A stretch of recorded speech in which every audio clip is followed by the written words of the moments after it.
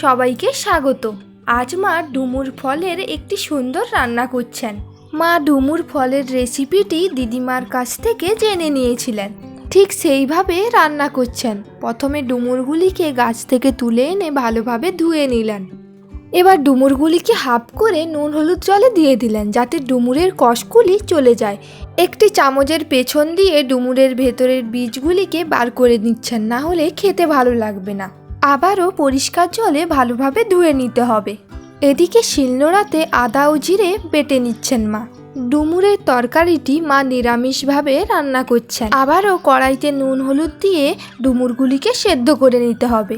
সেদ্ধ হয়ে গেলে কড়াইতে সর্ষের তেল দিয়ে দুটি আলু ছোট ছোট করে কেটে নিয়ে লাল করে ভেজে নেবেন।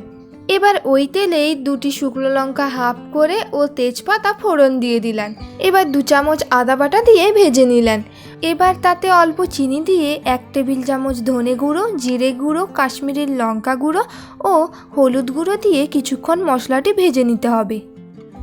এবার তাতে ছোট্ট একটি টমেটো কেটে স্বাদ মতো নুন দিয়ে মশলাটি ভালোভাবে কষিয়ে নিতে হবে। এবার ডুমুর ও আলুগুলি দিয়ে মশলাটির সঙ্গে ভালোভাবে মিশিয়ে নিতে হবে।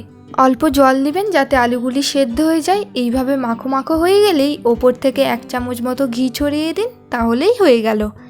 এবার ভাত বা রুটির সঙ্গে পরিবেশন করুন, খেতে হবে দারুণ।